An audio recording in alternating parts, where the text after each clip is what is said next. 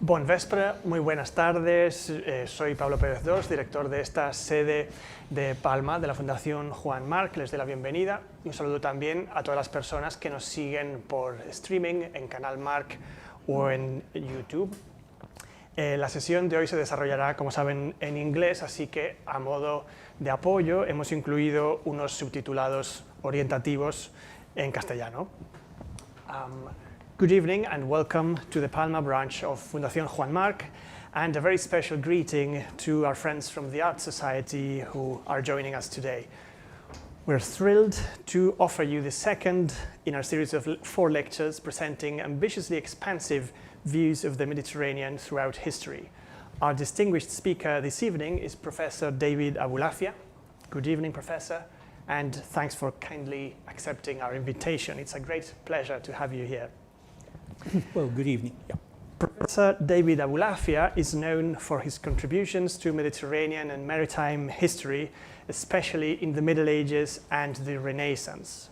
He's a fellow of Gonville and Caius College at the University of Cambridge, where he's now a Professor Emeritus of Mediterranean History and where he's spent most of his career as a researcher, writer and lecturer.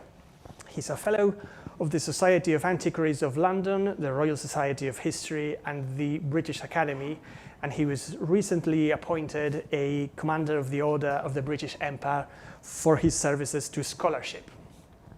Our guest's long list of achievements takes us back to 1977 when he published The Two Italies, a book about the rise of Tuscany, Genoa and Venice as great maritime powers. Professor Abulafia's research interests have also brought his attention to our island, which is the subject of his 1994 publication, A Mediterranean Emporium, the Catalan Kingdom of Majorca. And I must mention just 2 other works of his that are particularly relevant to today's talk. His book, The Great Sea, A Human History of the Mediterranean, a monumental work that spans from the year 22,000 BCE to 2010, the year before the book was published. And finally, following up on that, in 2019, he published The Boundless Sea, A Human History of the Oceans, a book that explores how peoples traveling and trading across the sea have shaped the political, cultural, and economic history of humanity.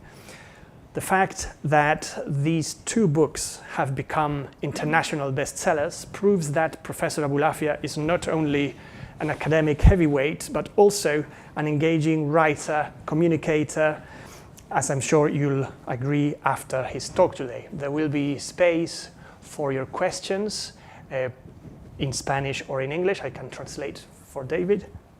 And now please let us give him a warm welcome.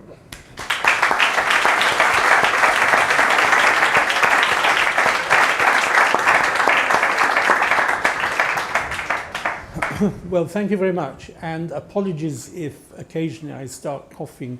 Don't worry, not COVID. I do have a very small grandson of 2 years old who the other day had a terrible cold, and maybe it's that. But anyway, so let me talk first of all about how we might approach the history of the sea. I mean, it's an interesting question. How does one actually write the history of the sea? Because it's a space in which, if we exclude islands, the only way you can actually live is really, in a boat. And so that means we're talking about people almost invariably moving across the sea, and that has very interesting implications for how different civilizations have entered into contact with one another, both within these great oceanic spaces, and particularly interesting is the Mediterranean Sea in all of this. Now, I always like to show this map because it brings out something, although, the projection, this Mercator projection from the 16th century, it does exaggerate the size of Greenland and so on. But what it does bring out is the smallness of the Mediterranean. 0.8% of the maritime surface of the globe. And the maritime surface of the globe, of course, is most of the globe. So nowadays people tend to talk about the blue planet, particularly following on from the voyages to the moon, where we could actually see how blue it is. And this idea that perhaps we shouldn't call it planet Earth, because the Earth is less noticeable, particularly from outside space, covers less of the surface than the sea. We should call it planet ocean or something like that. But here is the Mediterranean, long and narrow, which has been, as I say at the end of my book, The Great Sea, El Gran Mar, it's been the place of the most intensive interaction across the maritime space of any of the seas. I mean, having written now also about the Indian Ocean, the Atlantic, the Pacific, a very different type of contact because the distances are so much greater. You don't have that exceptionally intense contact between one shore and another. Let me give you an example. I mean, years ago when I was working on this book about the Kingdom of Mallorca, it was about, to a large extent, about the merchants, the Catalan merchants and so on. And remarkable documents, licenses for voyages issued at the end of the 13th century, which are in the archives of the Reina de Mallorca in Palma. And here you could see ships going back and forth, back and forth, back and forth, every day, even on Christmas Day, which actually in those days they wouldn't have worried about that. But nowadays people no doubt would. But this constant to and fro, even at times of the year, I say even Christmas Day, even when the weather tended to be unfavourable to travellers. Of course, the volume increased even more during the summer months. So that sort of sense that this is a very concentrated area is something of enormous importance. And so we get this sense also if we actually look at a standard map of the Mediterranean and we see how the Mediterranean divided into these two basic spaces, Western Mediterranean, Eastern Mediterranean, but with its own little pockets, the Adriatic, which is like a sort of Mediterranean within the Mediterranean, a Middle Sea within the Middle Sea, and the Aegean to some extent playing the same role. I won't talk about the Black Sea, which has, I mean, you can ask me about that, but it has a rather different character to the Mediterranean and is only accessible through these narrow channels. And yet, the sea at various points narrow enough to facilitate this very intensive contact across water between, let's say, Sicily and North Africa, between Malta, south of Sicily, and North Africa, which takes me to the work of one of the most famous historians of the 20th century, Fernand Braudel. Now, my book about the Mediterranean it's influenced by Braudel. I was introduced to Braudel when I was a student at Cambridge. I actually met him in person later. I was introduced to his book when I was a student at Cambridge, and very impressed by it, very influenced by it. That first book of mine, The Two Italies, I think you can see the imprint of Braudel. But there was one way in which I diverged from him, and that was that I actually took on board political developments. And if you, this was within the 12th century, if you actually look at the books that he and his students produced, magnificent work, some of it, delving into archives, notably in the Catalan lands, but the sort of sense that what really counted, what really enabled you to understand what you call the rhythm of the Mediterranean, was the movement of particularly merchants, which is what I've written about a great deal, and the politics was something that could be put right at the end. So he wrote this extraordinary book in 1949 after he'd been released from a German prisoner of war camp, having studied previously in Algiers and Sao Paulo and so on. It took him years and years collecting phenomenal amounts of material. And this material, it was concentrated on a question about the importance of the battle, variously known, depending whether you're talking Italian or Spanish, as Lepanto or Lepanto in 1571. The battle between the Turks and the Spaniards with the Venetians, which is often seen as the critical moment in not the resolution of the not the creation of a bipartite Mediterranean with Christians in the West and Muslims in the East. It's more complicated than that, but certainly an extremely important battle. The way I present it is very much as a battle that enabled Western Christendom to maintain its hold on the Adriatic, so obviously very important for Venice, because Lepanto is, if you look at Greece, the sort of western coast of Greece, Ionian Islands and that sort of area, that's where it is. So whoever won the battle, if the Turks had won, they would have had much freer access to the Adriatic. So this was the question he started with. But he became more and more excited by the evidence for the physical conditions within the Mediterranean around 1570. So this led him to describe what was being produced around the Mediterranean. The role of movement of grain, movement also spices coming up from the Indian Ocean. Everything that was coming into the Mediterranean was traded from sources within the Mediterranean. All of this was brought out in incredible detail. Now, the problem is, if you actually read, I'll talk about the English edition of the book. I did originally read it in French when I was a student, but the English edition, which came out only, first published in 1949, the English edition must have been about 1972, 1973, something like that. The sort of image that you get from this, it's all about the mountains, it's all about the movement of goods, and you only get to the battle, I would say, about 90% through the book. And he's clearly not interested by then in the politics. I think it's around page 1249 in the English edition. You know, and yet this was a book which was supposed to be constructed around that battle. So we might describe it as a very remarkable book, don't get me wrong, although I'm critical of him. A very remarkable, an extraordinary piece of scholarship. But it's what we might call a horizontal view of the history of the Mediterranean, taking a slice across the history of the Mediterranean at a particular moment, the Battle of Lepanto, and trying to understand the context in which, the physical context in which that took place.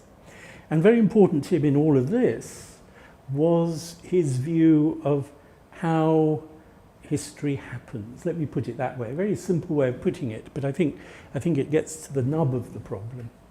For him, human beings, we're not the people who make history. History is made for us by the physical conditions in which we exist. So what one's talking about here is, in the case of the Battle of Lepanto, a battle which sort of fate determined because of all certain advantages that the Spaniards and the Venetians had. Fate determined the outcome of the battle. If you actually look at what happened in the battle, it's a bit more complicated than that. You know, during the day, it's not quite clear who's in the ascendant and so on. Finally, indeed, the Spaniards are victorious.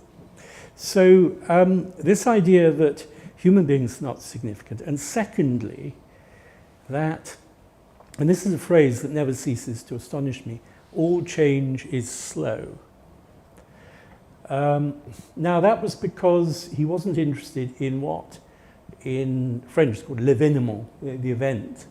He was interested in these big, long-term structures of power and relationships and so on. There were other things he wasn't interested in. One thing he wasn't interested in, which is extremely important in understanding the history of the Mediterranean, was the religious diversity of the Mediterranean.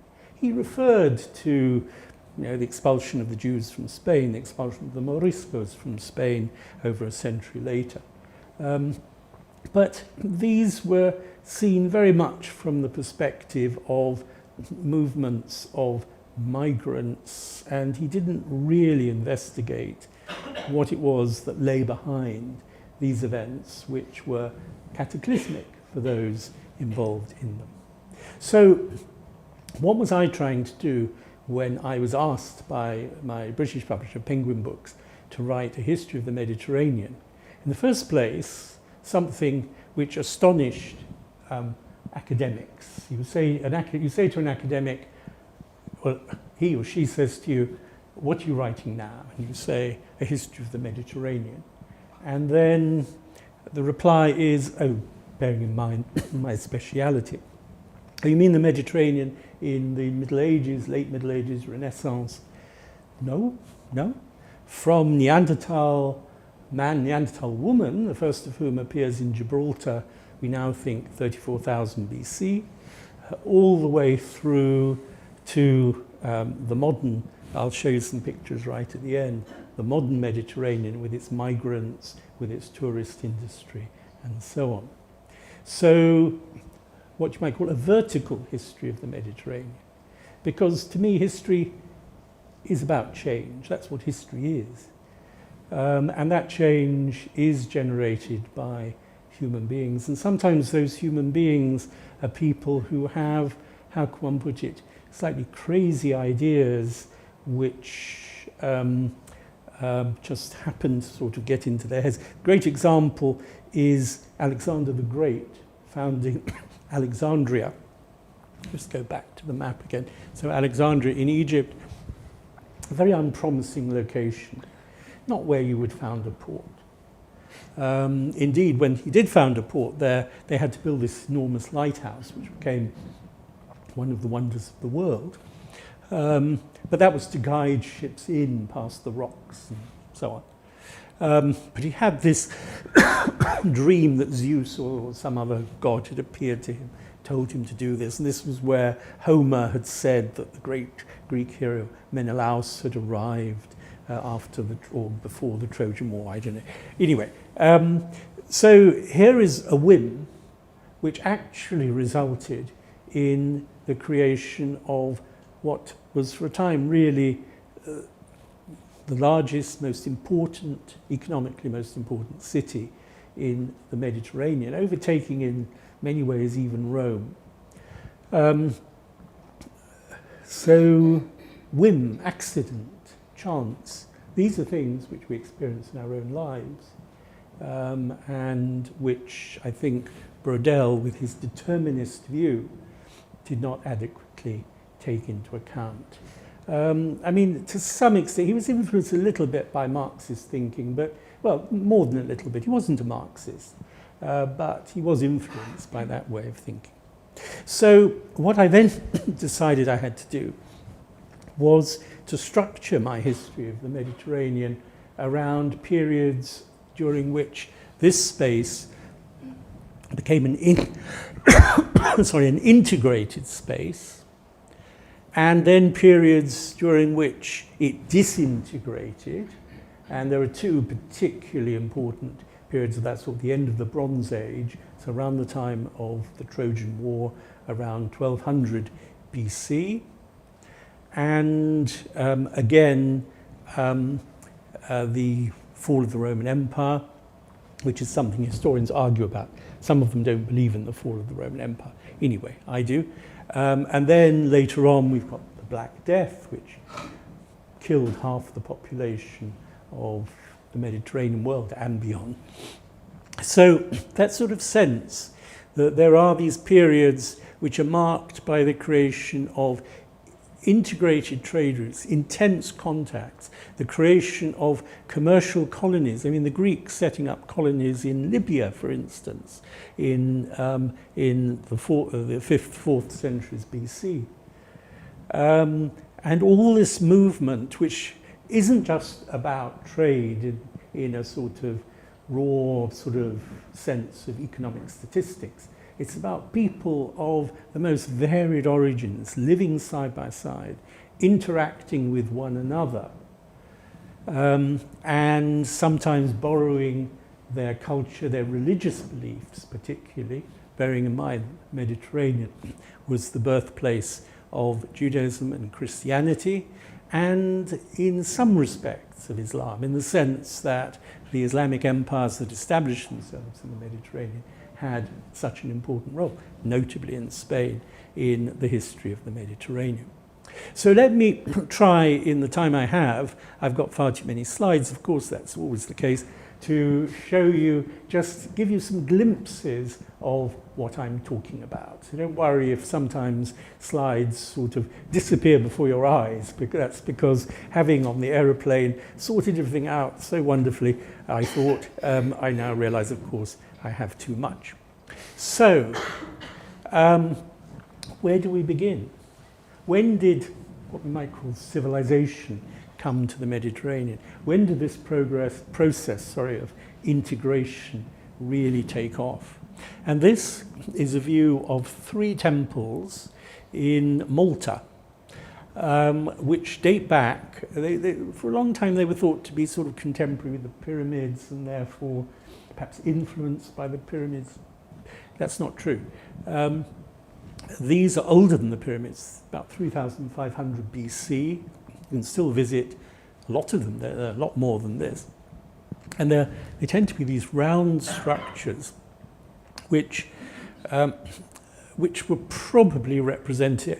This is where I'm afraid I'm not an archaeologist, but I like to come up with explanations of my own. They were probably representations of the great mother goddess.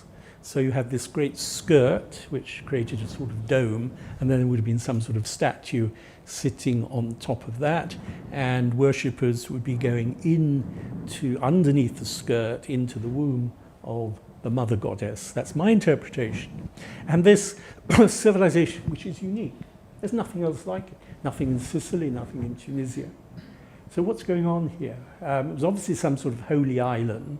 Nobody's found any weapons, or very few to speak of, from this particular period. It isn't evidence that the Mediterranean is becoming an integrated space. And for that, we have to move much later into about 1,000 years later, into the Eastern Mediterranean. And that is where, in the Bronze Age, so up to, let's say, about 1100 BC, that is where we begin to see the emergence of intensive trading contacts, the exchange of goods. People no longer, as they had done within the Aegean, they had tended to go to the islands collecting a particular type of volcanic glass called obsidian, which is extremely sharp. But in the early days, you just went to these islands and you just chopped it off. There were very few inhabitants and they didn't object anyway.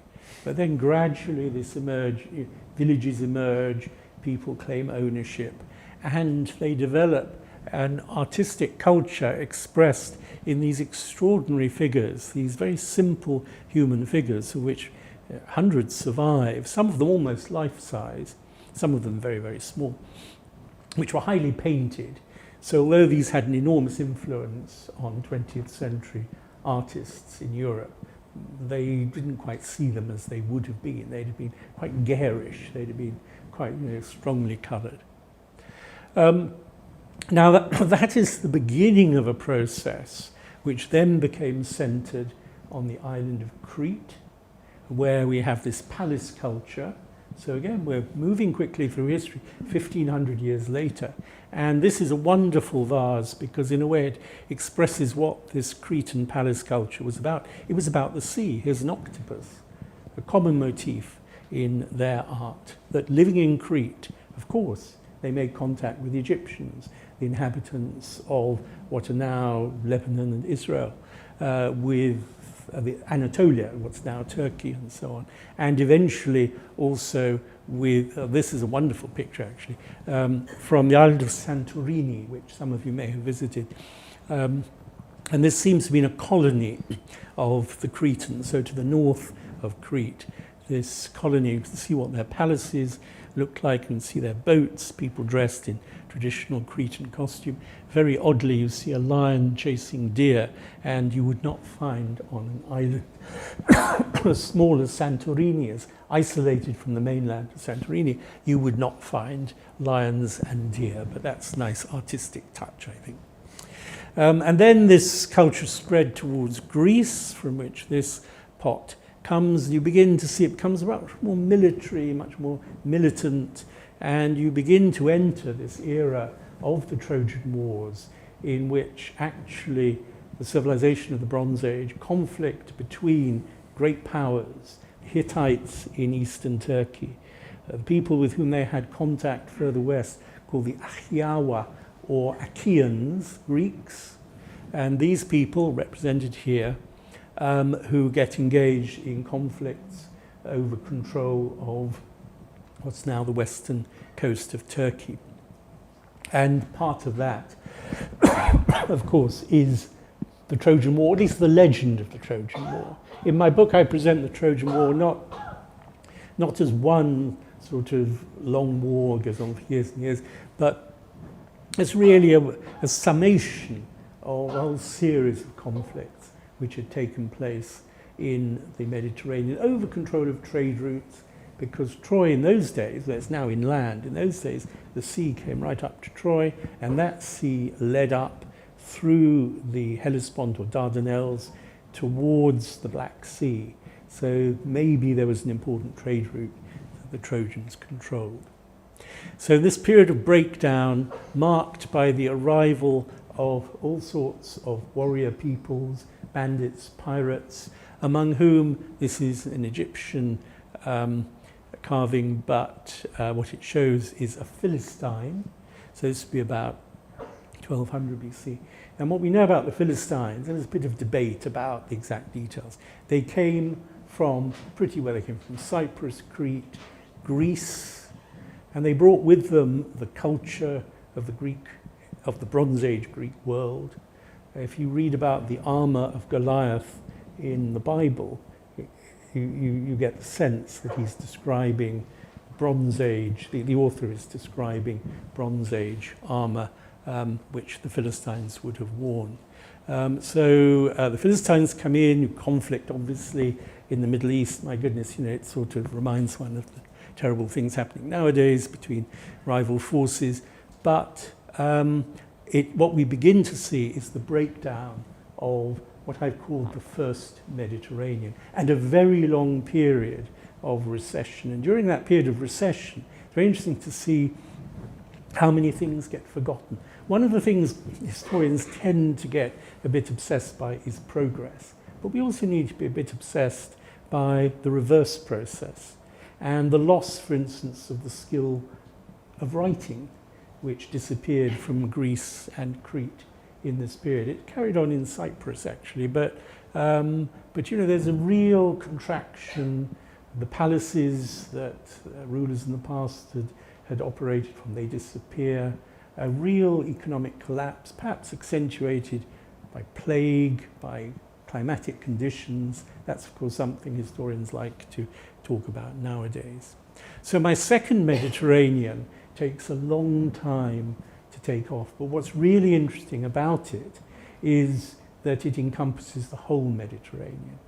The Greeks in the Bronze Age, they had sailed as far west as Sicily and occasionally up towards the waters around Naples, but basically you're looking at an integrated space in the eastern Mediterranean with the Phoenicians, and here you see a Phoenician priest carrying a child to the place of child sacrifice. I mean, it's a very unpleasant aspect of the history of the Phoenicians, and particularly these Phoenicians, who were the inhabitants of their most famous city, which was Carthage. They came originally from Tyre and other cities on the coast of what's now Lebanon, but their most famous, most important city, Carthage, which did develop a cult of child sacrifice.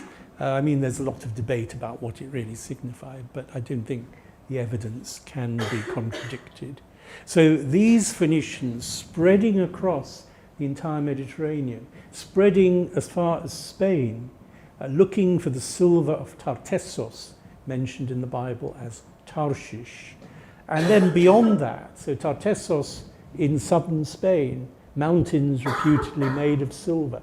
That's what helped to enrich them. But then going beyond that, founding Cadiz, and possibly even going all the way up the coast of France and maybe England in search of metals, copper and tin and things like this. So we begin to see a process of commercial contacts being created across this space. But at the same time, we begin to see enormous cultural influences taking place. Because Carthage, take Carthage, this was a place, all right, they spoke the Phoenician language, which was very similar to ancient Hebrew, but these were people who were very influenced by Greek culture as well. And the gods of the Carthaginians and the Greeks sometimes got sort of mixed up. You get a lot of this in the ancient world. Here's a Greek vase, which it actually tells a story. No time really to retell the story now. It's a story which is very rude, very offensive, about the Etruscans, who were the third of these great trading nations within the Mediterranean. But this was found in an Etruscan tomb, so in Tuscany.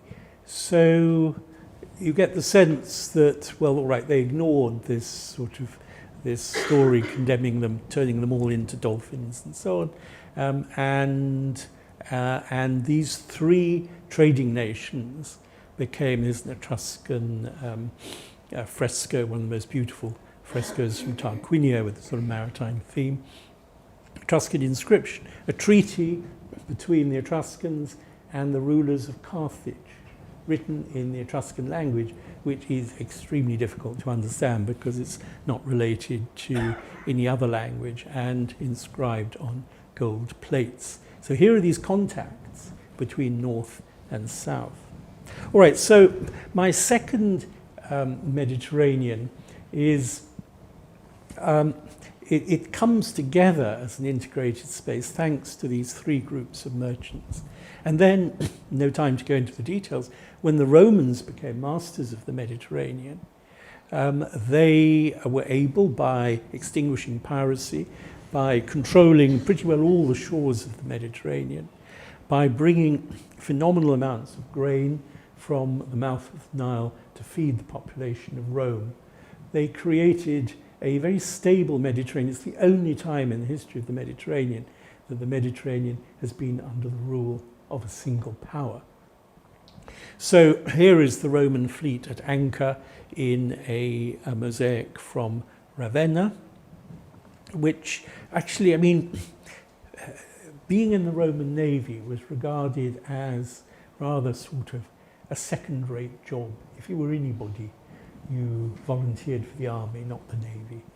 And that reflects the fact that the Navy didn't have very many wars to fight in the 1st, 2nd, 3rd centuries AD. That began to change. Barbarian invasions and so on changed all of that. But the other feature of the Mediterranean, which was extremely important in this period, was the movement of peoples, which within the Roman Empire, of course, was extremely easy. So we have here the remains of a synagogue, which seems to have lasted for 400 years in Ostia, port of Rome. You can see the candlestick. And inscriptions from this site indicate that the people who, the benefactors, the wealthy Jews who built the structure and so on, spoke Greek. And indeed, if you walk through the streets of Rome, my bet is that in large areas of the city, the language, poor areas of the city by and large, the language you would have heard, more than Latin often, was Greek.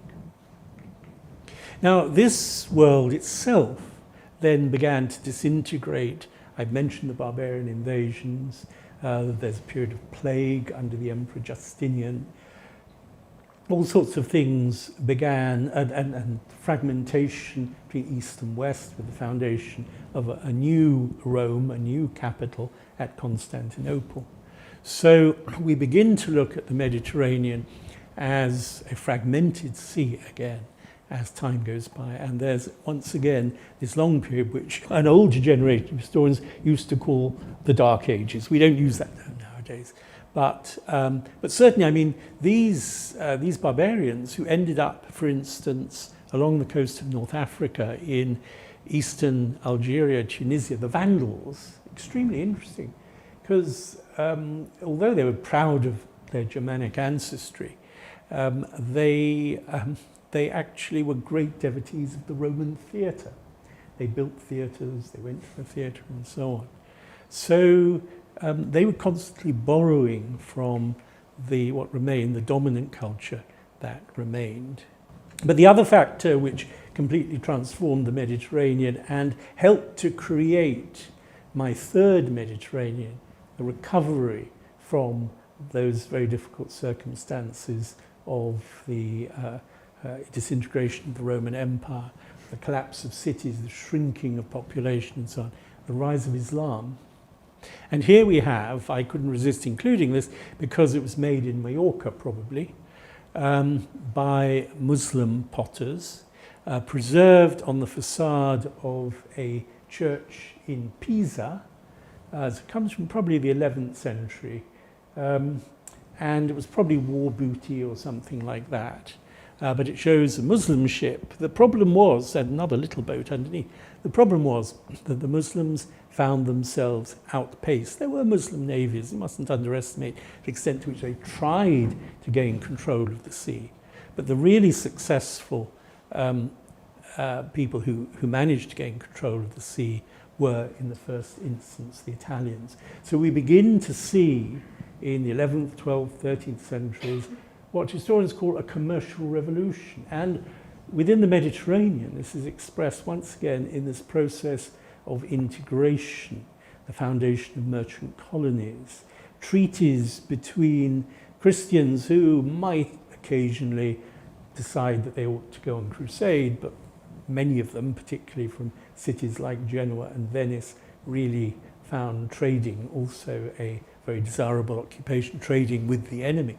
So here's Amalfi, which was one of the first of these cities. Tiny place. It's very difficult to understand how it became, for a time, such an important centre of commerce.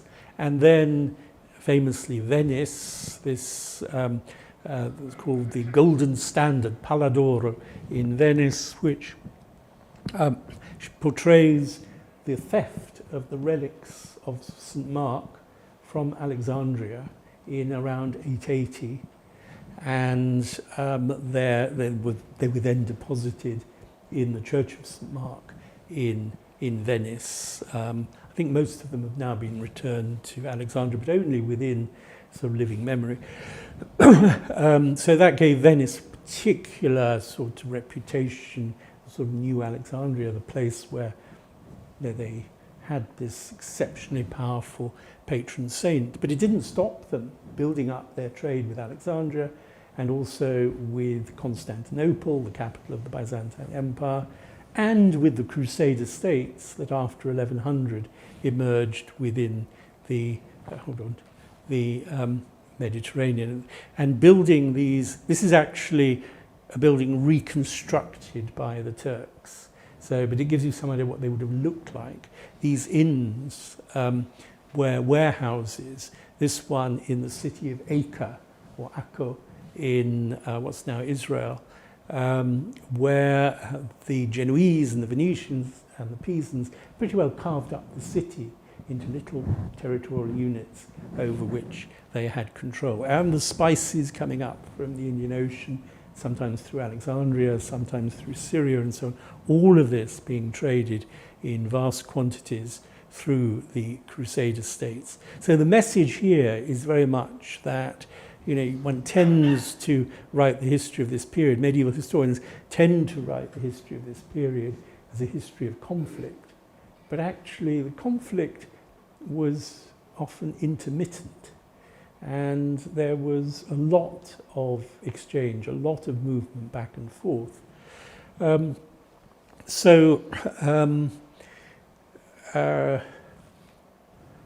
But sometimes it was violent. Here's an example of the violence. The Venetians carrying off from Constantinople in the Fourth Crusade the 4 famous horses which are still preserved in St. Mark's Basilica in Venice, which gave them enormous leverage. I mean, helping to conquer Constantinople, one of the greatest cities in the world at the time. So you can imagine how the Venetians, Genoese, Pisans, and then the Catalans, very important, coming in later, but playing an exceptionally important role, and managing in the Western Mediterranean, often in the face of violent attacks by the Genoese. I mean, you read the descriptions of what happened on boats when merchant ships from either side encountered one another. The slaughter, horrible, absolutely horrible. But the Catalans, with the advantage of which, I mean, the Italians also had talented map makers, but the maps that are preserved from particularly Mallorca, like this one, this is early 14th century, with this extraordinary detail.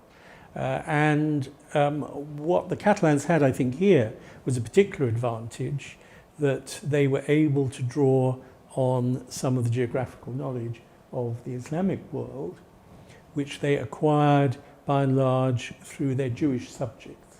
And that was particularly true in Mallorca, where the Cresques family played such an important role as cartographers. They were Jews, some of them then converted to Christianity, but there's a whole dynasty of these people. So you can see how the whole, if you could look at this close up, you'd realize that just about every little bay, every little inlet is marked and named and so on. And that's even beyond the Mediterranean, also in the Black Sea and around there. And this was, of course, facilitated, I'm sure many of you will recognize this, by the way in which the kings of Aragon gave their support. Bearing in mind that the Venetians, the Genoese and the Pisans, these were city republics. But in the case of the Catalans, you have this alliance of the crown and the merchants, which in this case brought them control of Mallorca in 1229, and then subsequently Valencia, Sicily, Sardinia, 1-2 other places as well. Now, this world began to disintegrate also. So we're looking at a transformation that took place in the late Middle Ages, but it's not marked by the same sort of catastrophic interlude which led to complete collapse, as we saw following the Bronze Age and in parts of the Mediterranean following the collapse of the Roman Empire. Cities during the Black Death, which is, to my mind, the important moment here, 1347 onwards, the latest estimates are that half the population of the Mediterranean world and Europe was killed in a very short time, in a matter of, let's say, 4 or 5 years. And it kept coming back as well. So the population of the Mediterranean collapsed. This also, however, created new opportunities for places that perhaps hadn't been so important before, managed to edge their way into the trade routes which were reconfigured. The whole structure of demand began to change. And one of these cities was Dubrovnik. This is an interesting angle on Dubrovnik, a very small city. If you've been there, you'll realize it takes about 2 minutes to walk down the main street. I exaggerate. But this became actually a serious rival to Venice. Actually, later on, by the 16th century, it had more ships than Venice, but I think many of them were very small. And we see the same phenomenon in this part of the world with the rise of Valencia and the emergence of the ceramic workshops, which produced, on the outskirts of Valencia, which produced these extraordinary dishes. This one made for a noble family in Florence, others made hawking Edward IV of England, all sorts of customers right across Europe for these specialized goods. And from Valencia also fruit and sugar. It was the northernmost place in the world where sugar was grown. And if any of you have been to the outskirts of Valencia, you do actually find the remains of some of these sites where sugar was produced in the 14th, 15th centuries. Here's a marvelous model of a Catalan ship. There's nothing like it. It's 150 centimeters long and 50 centimeters broad. It's pretty large, right? And it somehow came from a church in Mataró in Catalonia. Somehow it's ended up in the Rotterdam, the Dutch Maritime Museum. Anyway, and it's incredibly detailed. And it gives you some idea of the world we're now looking at, in which these bulky ships called cogs, which was a German term, was imported into the Mediterranean, loaded with grain and timber, all sorts of often quite sort of humble products. But these were products out of which people were making very big profits.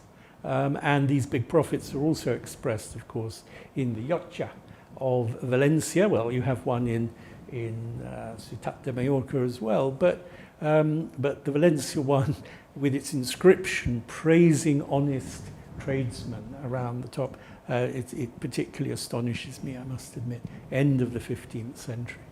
At the end of the 15th century, you see what I'm doing actually? I'm integrating the late 14th, 15th centuries into what we think of the beginnings of the modern world. There is a sort of continuity, and one very important development which was taking place around the time of the Black Death was the gradual emergence of the Ottoman Turks as a great power.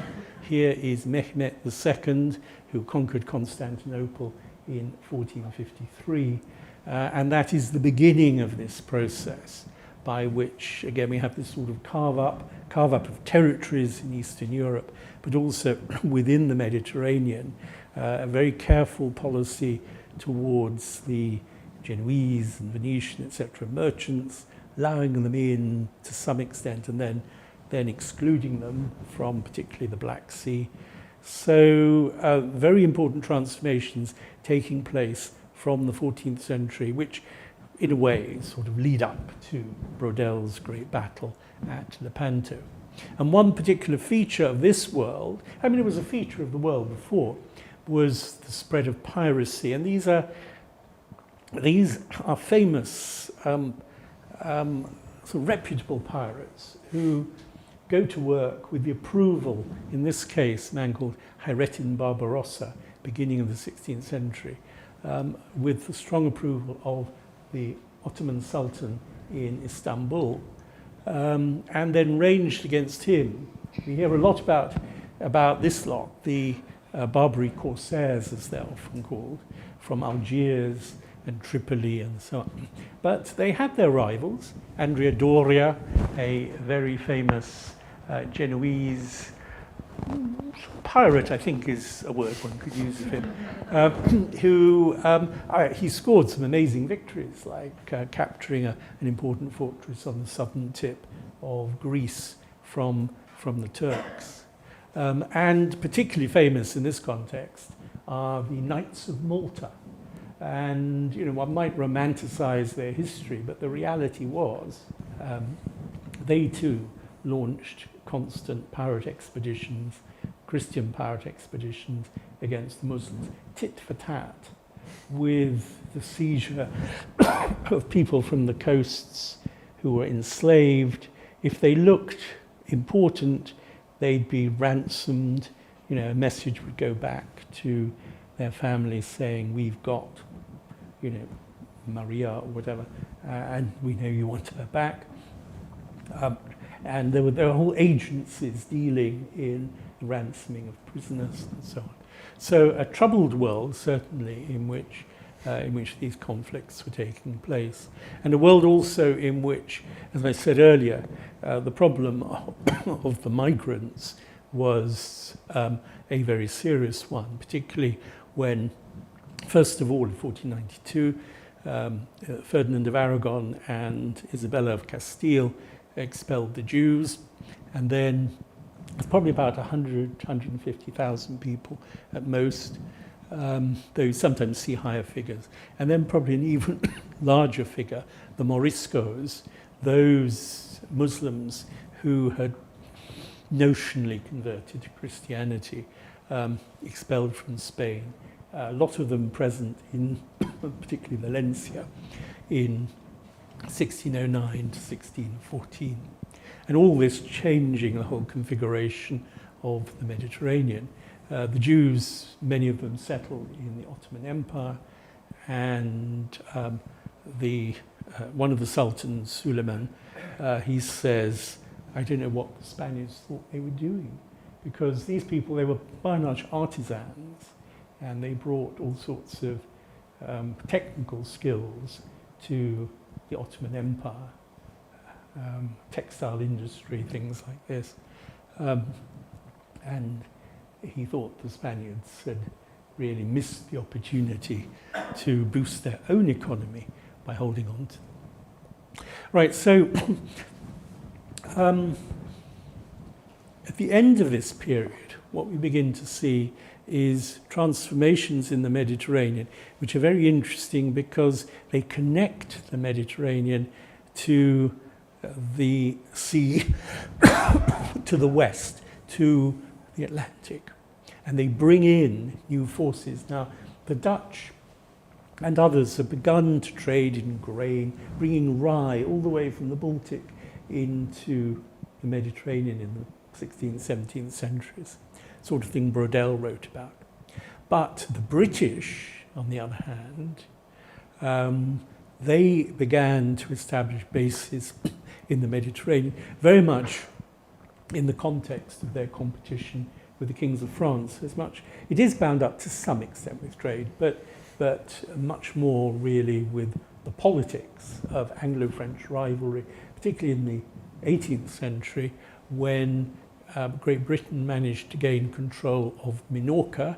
This is St. Philip's Fort in Minorca, and for most of the 18th century, the British held Minorca, and it was more, they thought it was going to be more important to them than Gibraltar. It was part of the same package in 1713, because Minorca was close to Toulon, where the French Mediterranean fleet was anchored, so it meant the British were dangerously close to the French Mediterranean fleet.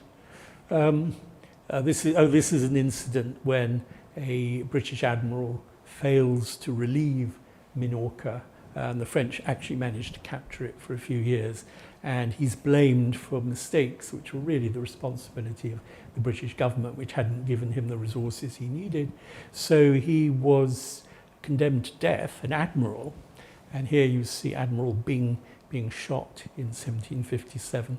Very sad moment. Voltaire wrote about this. He said every now and again the British think it's a good idea to shoot an admiral to encourage the others, pour encourager les autres. Well, I don't think Admiral Byng felt about it that way. Another element that comes into the Mediterranean, absolutely fascinating in this period, are the Russians. This was a man called Ushakov, an admiral, pretty incompetent admiral actually, but when you consider that he had to go all the way out of from St. Petersburg through the Baltic, through the Strait of Gibraltar to get into the Mediterranean because the route through the Black Sea was blocked by the Turks, I suppose he deserves a little bit of credit. But the Russians had this dream of, as part of a bigger dream, which was the recovery of Constantinople for Christendom. But they had this dream of carving a way through past Constantinople into the Mediterranean, and this was one of their agents. Our great British hero, Lord Nelson, thought that Ushakov was an idiot, and I must admit, from what I can tell, he was probably right. Now, my final Mediterranean, I think I'm keeping just about within time, that's good. My final Mediterranean, the fifth Mediterranean, doesn't follow a period of collapse. I mean, you might regard the French Revolution as a collapse, but that's something specific to France, and I'm not taking sides in the French Revolution. But the technological developments of the 19th century had a totally transformative effect on the Mediterranean. And one of them was, two of them actually can be seen here. If you look closely at the ship, you will see that it has a funnel. So although it relied to some extent on sail power, this was normal in the early days of steamships. The steamship was coming into its own, both as a cargo ship and as a naval ship. They appear in the Crimean War. And so the transformation of naval technology, which meant, just think about this, if you'd been living in, let's say, Livorno in Italy, in Tuscany, which was a great port in this period, and you wanted to go to Smyrna, Izmir, to trade, which was a very common route in the 18th century. So you got on your ship in Livorno and you just hoped within maybe 2 weeks, maybe 6 weeks, if things turned bad or whatever, you would reach your destination. With the steamship, you could actually start printing timetables, and you could actually say, the ship, the whatever it's called, the Wellington or whatever it's called, will be in the port of Athens, Piraeus, on Thursday. We couldn't give an exact time, of course, and by and large, it would be quite accurate. That's one major transformation. The other transformation comes with the space we're looking at, Port Said, the entrance to the Suez Canal. And the building of the Suez Canal in the 1860s meant that for the British, who, as I said, had tended to think of the Mediterranean in terms of naval bases rather more than commercial opportunities. They controlled Malta, which they captured from Napoleon. Eventually they acquired Cyprus as well from the Ottomans. But now they had this route running through the Mediterranean, which took them from one British base to another.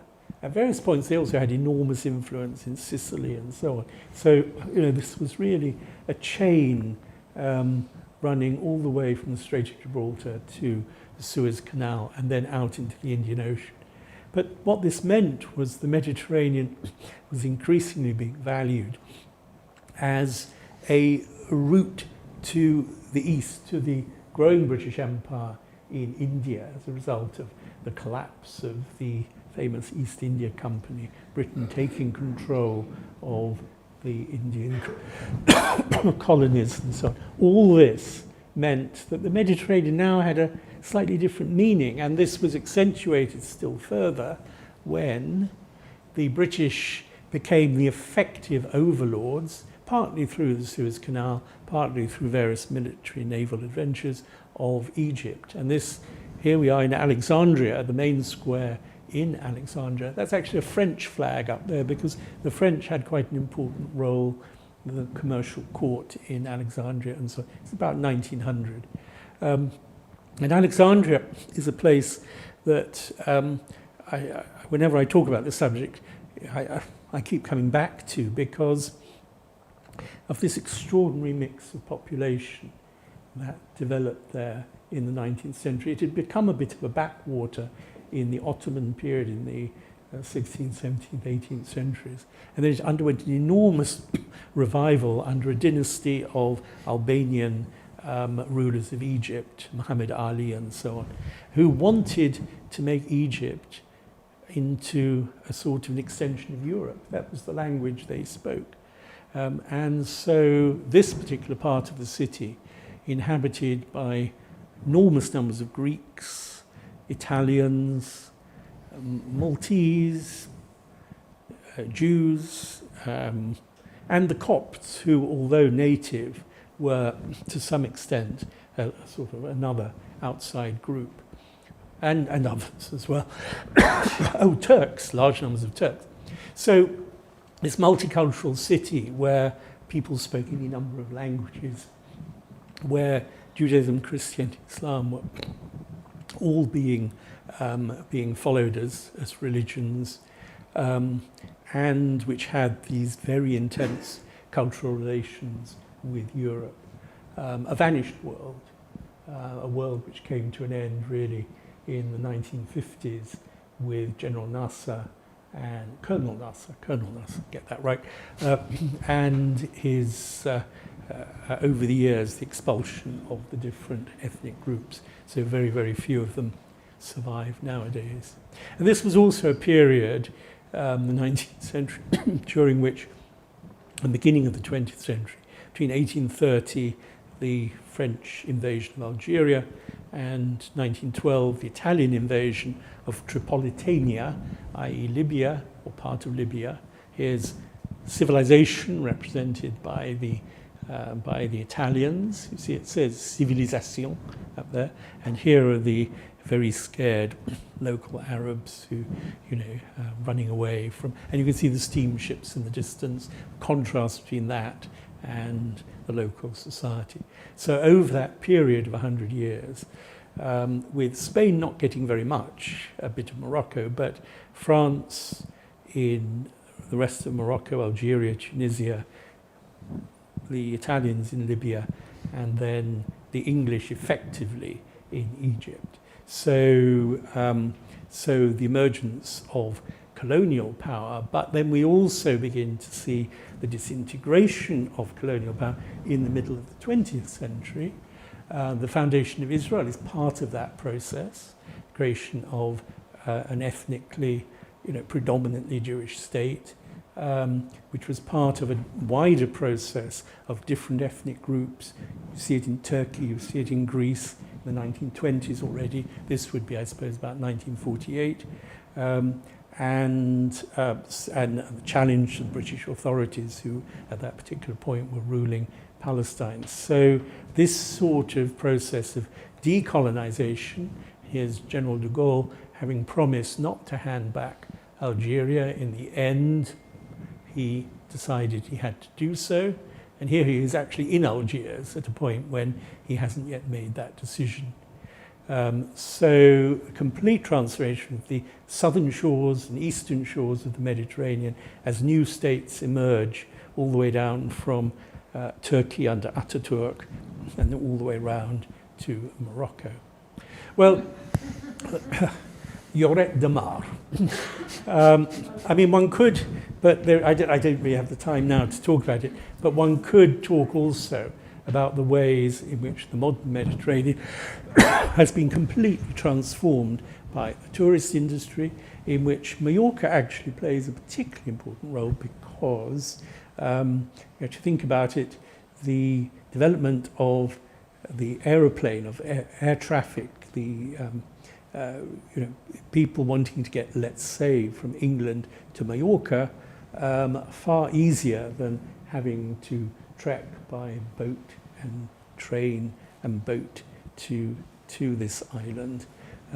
So that's one transformation that we've seen in our own day, which has a sort of, if you like, democratic transformation in the sense that nowadays, such a high proportion of the population of Western European countries and beyond can take their holidays around the shores of the Mediterranean. But then there's also a darker side to that, which is expressed in the problem, the unresolved problem of migrants. Here are some migrants somewhere off the Strait of Gibraltar, I suppose near Tarifa, who've been lucky enough to get across what is actually one of the most treacherous stretches of water in the world, but they didn't realize that. So the Mediterranean that we're now looking at, just to conclude, is in many ways quite fragmented. It seems to me that the countries on the northern shores, increasingly, particularly as most of them have joined the European Union, they've been tending to look northwards. They haven't actually cultivated as close a relationship as I think perhaps they might have done with their neighbours on the other side. That hasn't been their fault. It's been the fault to some extent, if you go back to the 1950s, 60s, 70s of the Soviet Union, which obviously cultivated Nasser's Egypt, cultivated Algeria, and so on, and tried to create that sharp division between North and South, but also the sense that the decolonized wanted to sort of turn their back on their colonial past. I was talking to somebody the other day who said that nowadays in Morocco, young people, they don't really want to speak French. They want to speak English because English is not their colonial language. And I think that's a very interesting observation. All right, so I've covered, I don't know, 30,000 years from Gibraltar woman to the present day in just over an hour, but I think I should stop there.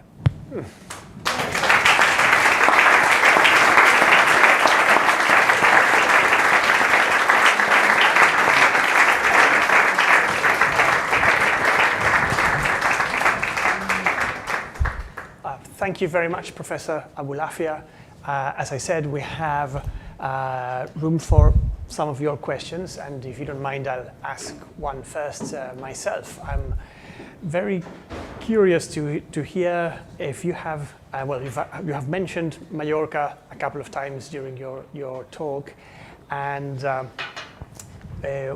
after giving us such a good sense of how the different pieces fit with one another across time, could you tell us about any particular aspect of the history of Mallorca, our island, that was interesting to you, or that reveals more about the greater context of the Mediterranean?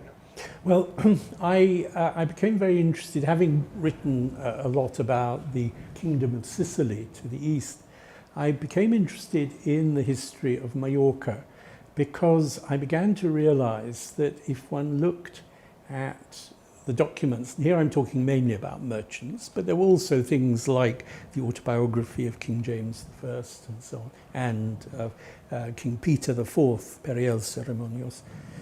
If one looked at all of this, one could begin to see how, from the moment of its conquest, this city, Medina Mallorca, was transformed over a very short period of time into a great Christian and also Jewish trading center, Ciutat de Mallorca.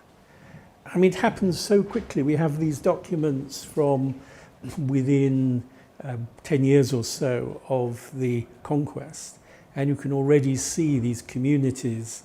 You can see the Genoese, you can see the Pisans, you can see King James encouraging. There was a particular Jewish family who traded quite intensively in what's now northern Algeria, and that gave access to the gold routes, which stretched all the way down to Timbuktu, bringing gold across the Sahara in the form of dust, feeding the economy of the Islamic world, which obviously he wanted to get his share of that.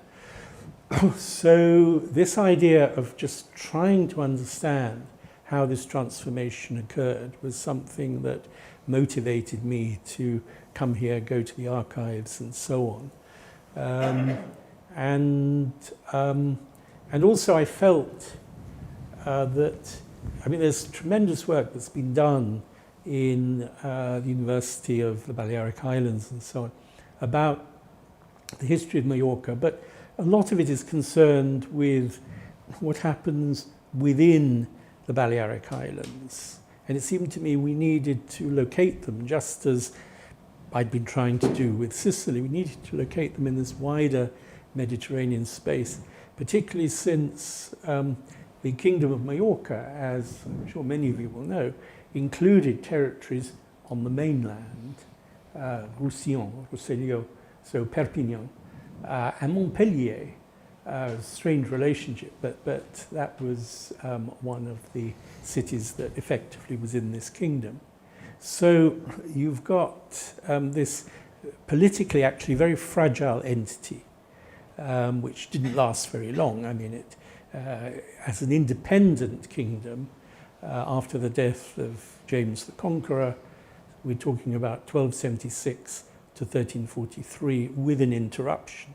So it's quite a short history, but politically very feeble, but economically potentially extremely strong. And that continued to some extent after the extinction of the kingdom, and its incorporation into the Crown of Aragon. So I found that absolutely fascinating. Thanks. If you have any questions, please use the microphone. Si queréis preguntar en español y yo traduzco y hago lo que pueda. More about a question about the languages. I was really interested when you said that the Etruscan language is so different, and I wondered why. If you think about how fluid, literally fluid, the influences of culture or religion and the movement of people, and you can see the influences of other languages, for example in Mallorquin and in the southern coast of France. But why would Etruscan, do we know why the Etruscan was so different? No, it's a fascinating question. I have to say that when I was about 12, I found a book in the public library where I lived about the Etruscans, and they became my absolute obsession, partly because of this question of the language, which is quite unlike all the languages. I mean, Italy, there were a lot of languages related in that period. We're talking about 6th, 5th, 4th centuries BC, related to Latin.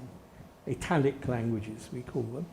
And yet there was this large area which was politically and economically so important, though it came under enormous cultural influence from Greece, where they spoke a language which I think nowadays people tend to argue that it was the language of large parts of Italy before the Italic languages were brought in by migrants from the north. However, it's not quite as simple as that, because classical sources tell us the Etruscans migrated from Western Turkey, which nobody really believes nowadays. And similar languages do survive. There was in southwestern Switzerland a language called Raetic, which seems to be, it was spoken in the mountains in the countryside, related to Etruscan. And on the island of Lemnos, in the Aegean, we do know that they spoke a language related to, but not identical with Etruscan. But it's absolutely fascinating. I mean, we're probably looking at, well, a bit like Basque, actually, at a language which has somehow managed to survive all these periods of invasion and so on. But in the case of Basque, you say to yourself, yes, but mountainous country, there were valleys in which people could carry on their life. But Tuscany isn't like that. This was a vibrant trading area and so on. It's a real mystery and a fascinating one. Can you tell us a little bit about the lingua franca that was spoken about the sea people? Lingua franca is a very interesting subject. So in the 17th, 18th, 19th centuries, you have people using this language maybe isn't quite the right word, which is composed to a very large extent in the Western Mediterranean, a very large Spanish Castilian vocabulary, and in the Eastern Mediterranean, more of an Italian vocabulary, which reflects various sort of commercial influences and so on, but mutually comprehensible. And then on top of that, quite a large Turkish vocabulary, Arabic words and so on. I mean, the Turkish vocabulary related to things like architecture of ships, that sort of thing, which tells you a lot. It's really a language which was used as a basic means of communication, but there was no literature in it. It was a way in which it was possible for, let's say, a sort of sheikh in Algeria who'd captured lots, Barbary corsair who'd captured various people from Italy or from Mallorca or whatever, could communicate with them, and they would actually. The Barbary corsairs themselves came from very varied origins, so lingua franca was extremely useful for them. Some of them were Scottish Presbyterians who converted to Islam, sort of. I mean, they still drank an enormous amount. So again, the use of this sort of common language was something which was very important, but it's very, very sort of functional. All sorts of areas of life which it wouldn't be able to describe, but anything to do with trade, navigation, that sort of thing, certainly would.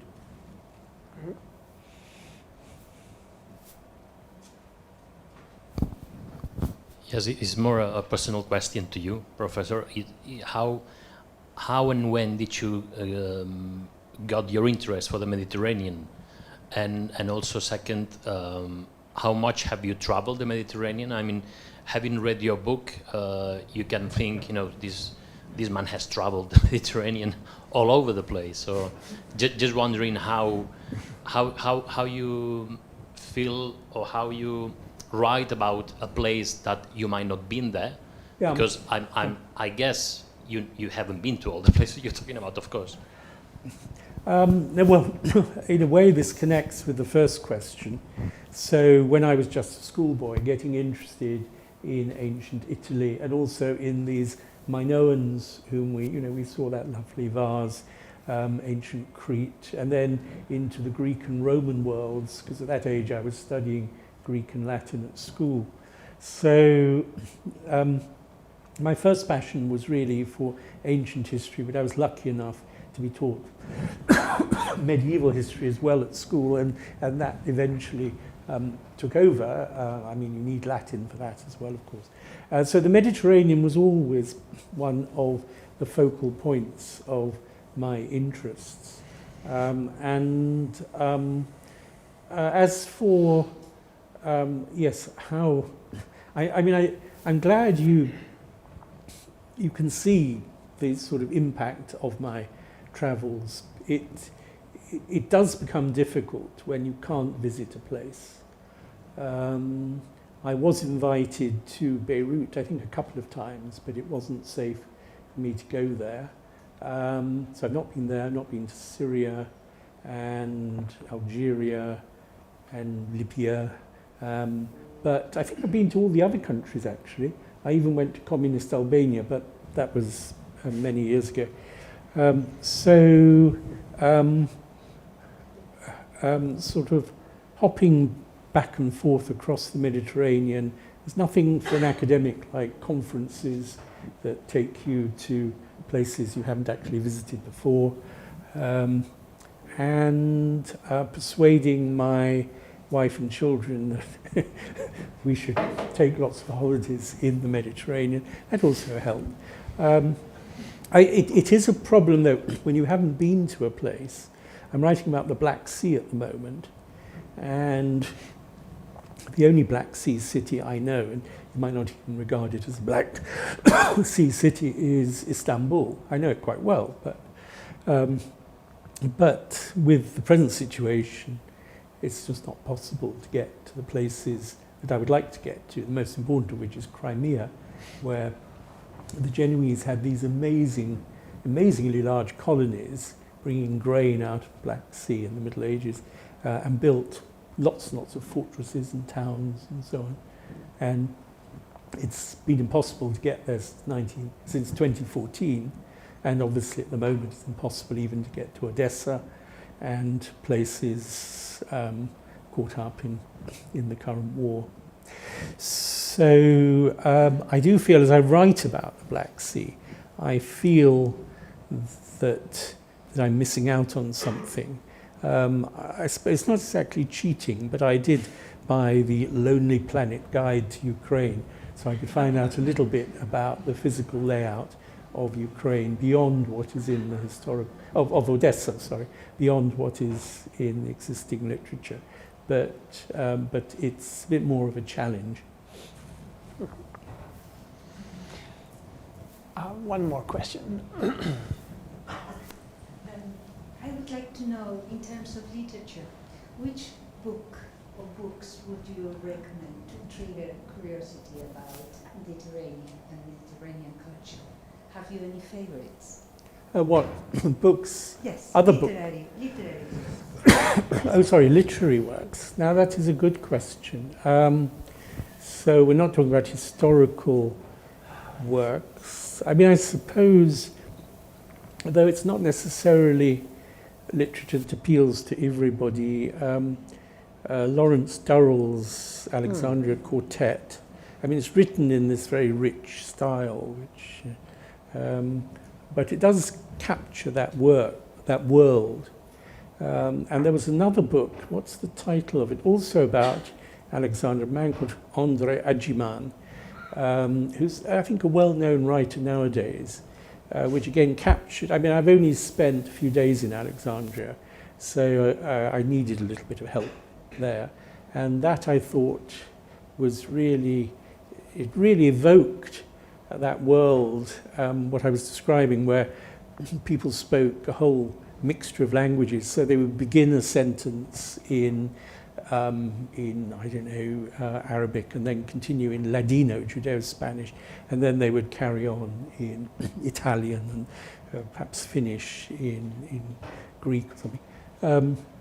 That world, which has now vanished, I think he brings that out very well.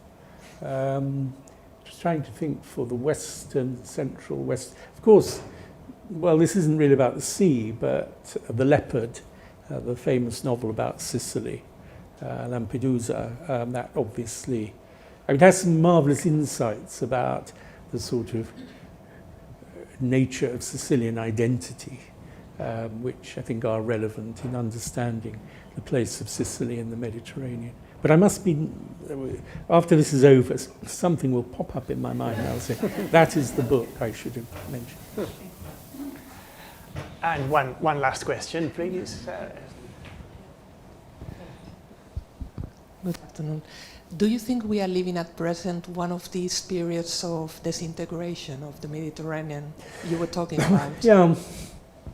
But no, it's interesting you asked that, which would make the fifth Mediterranean a very short Mediterranean indeed. But, you know, history does seem to be speeding up in all sorts of ways. I mean, there are attempts to address these problems. President Sarkozy, with his Euromed initiatives, which never really achieved very much. But the idea was to bring everybody round the table. I think only the Syrians or the Libyans refused because they would have to sit next to the Israelis. But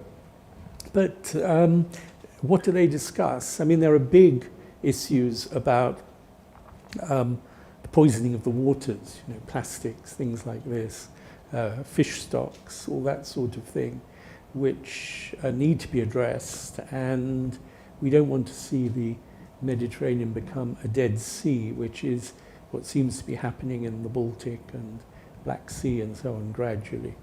So I think it might depend on how people respond to those crises.